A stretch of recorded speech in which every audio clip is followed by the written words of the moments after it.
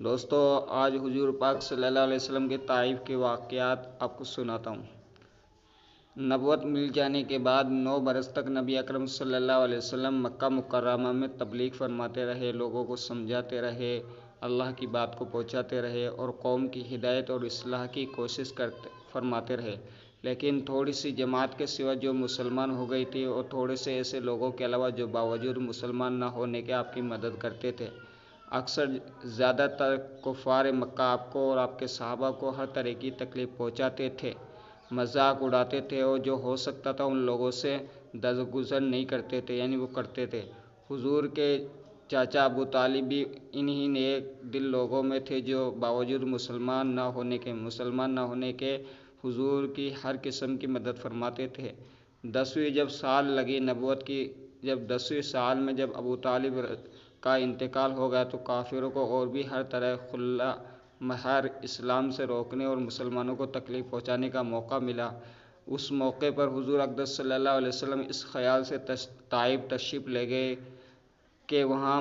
قبیلہ ثقیف کی بڑی جماعت ہے، اگر وہ قبیلہ مسلمان ہو جائے تو مسلمانوں کو ان تکلیفوں سے نجات ملے اور دین کے پھیلانے کی بنیاد پڑ جائے۔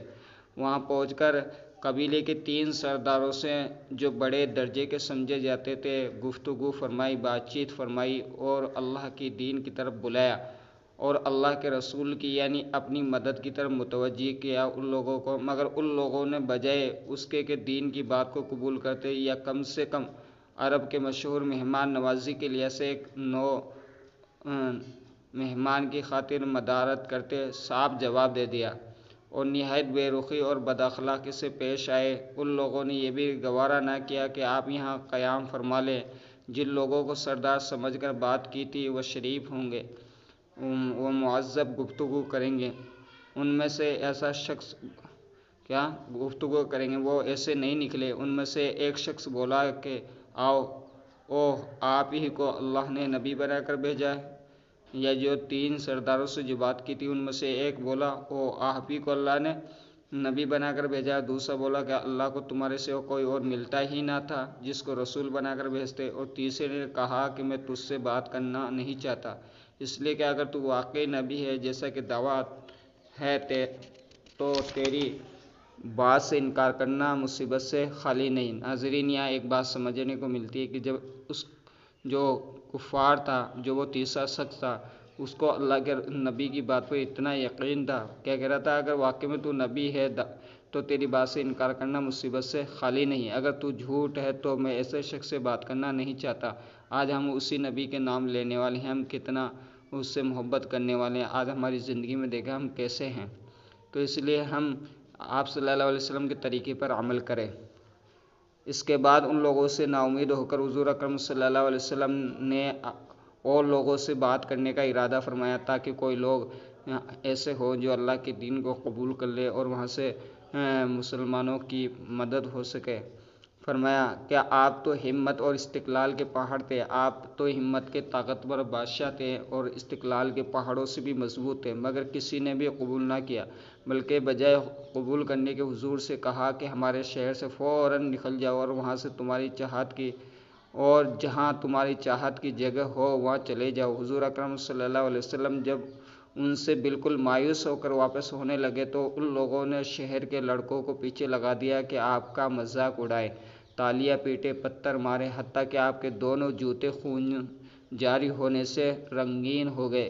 حضور اقدس صلی اللہ علیہ وسلم اسی حالت میں واپس ہوئے۔ جب راستے میں ایک جگہ ان بدماشوں سے اطمینان ہوا تو حضور نے یہ دعا مانگی، اللہ سے ایک دعا کی، اے اللہ تجھی سے شکایت کرتا ہوں، میں اپنی کمزوری اور بے کسی کی اور لوگوں میں ذلت اور رسوائی کی،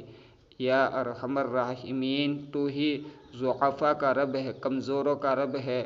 اور تو ہی میرا پروردگار ہے، تو مجھے کس کے حوالے کرتا ہے، کسی ایسے اجنبی بیگانے کے جو مجھے دیکھ کر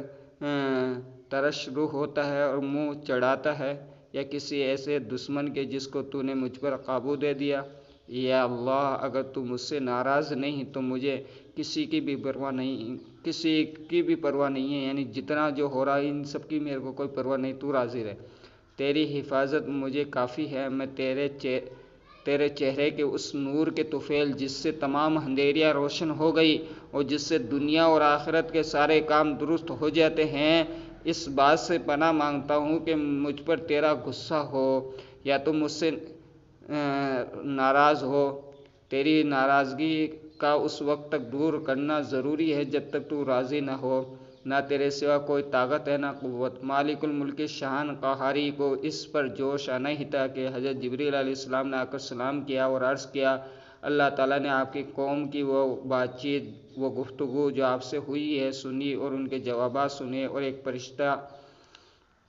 کو جس کے متعلق پہاڑوں کی خدمت ہے آپ کے پاس بھیجا ہے، آپ جو چاہے اس کو حکم دے دے۔ اس کے بعد اس فرشتے نے سلام کیا اور عرض کیا، جو ارشاد ہو اس کی تعمیل کروں۔ اگر ارشاد ہو تو دونوں جانب کے پہاڑوں کو ملا کر جس سے یہ سب درمیان میں کچل جائیں، اور جو سزا آپ تجویز فرمائیں بتلا دیں۔ حضور کی کریم ذات نے جواب دیا، میں اللہ سے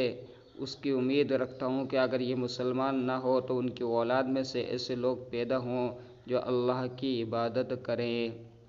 دوستو، ہم نے سنا اس بات سے کیا پھر آپ صلی اللہ علیہ وسلم نے اتنی تکلیفیں، پریشانی، مشقتیں برداشت کرنے کے بعد بھی اپنی امت کی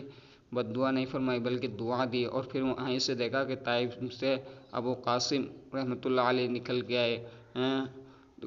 پھر کیسا دین ہندوستان میں پھیلا اور بہت ساری جگہ پھیلا، اس سے کتنا بڑا امت کا فائدہ ہوا۔ تو ہم بھی،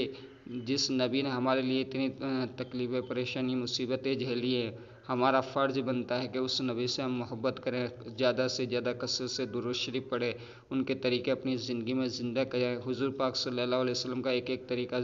ایک ایک سنت کو زندگی کریں اور اللہ کو راضی کرنے کی فکر کریں۔ تو کرو گے انشاءاللہ سب۔ یہ طائف کا جو واقعہ ہے یہ آپ کے سامنے پیش کیا ہے، اس کو غور و فکر سے سمجھے۔ السلام علیکم۔